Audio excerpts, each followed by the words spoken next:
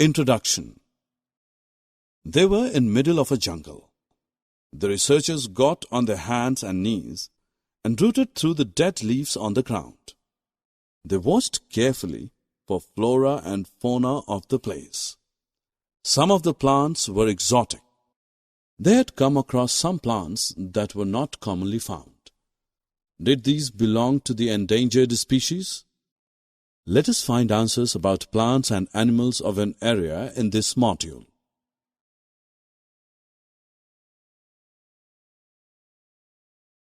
Objectives. At the end of this lesson, you'll be able to discuss the flora and fauna of an area, define endemic and endangered species, explain the phenomenon of migration, recall the solutions to the problem of deforestation.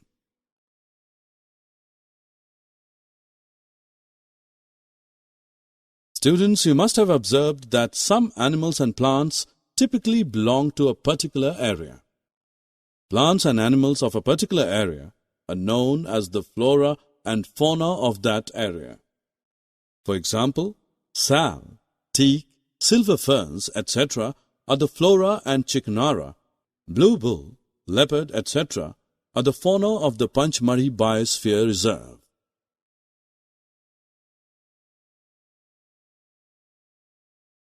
Now let us learn about the endemic species. For you to know a species is a group of populations which are capable of interbreeding. Members of a species have common characteristics. Let me ask you a simple question. Do you find an apple tree growing in the South India? No.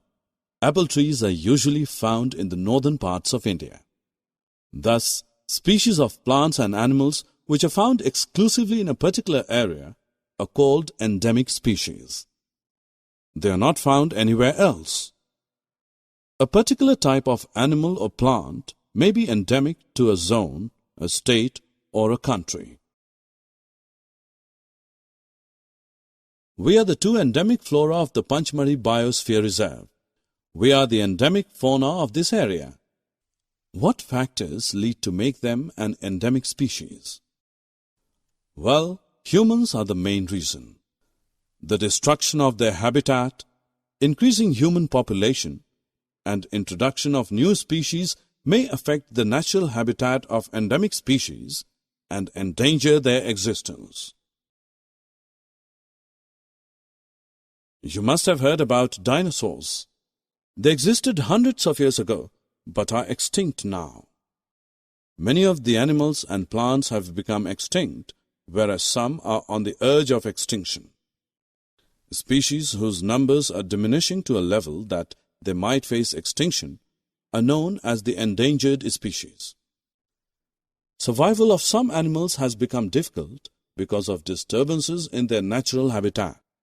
You would be wondering if there is any record of the endangered species. Well, Red Data Book is the source book which keeps a record of all the endangered animals and plants. Children, let us learn what does the term migration mean. Migration is the phenomenon of movement of a species from its own habitat to some other habitat for a particular time period every year for a specific purpose like breeding or avoiding climatic conditions. We get many things from forest. Gum, resin, jute and paper are important products. Can you think of any alternatives available for paper? What would happen if we had no wood?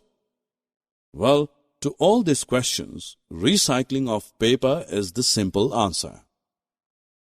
Paper can be recycled 5 to 7 times for use. By recycling the paper, not only the trees, but also energy and water could be saved. Thus, we should save, reuse, and recycle paper.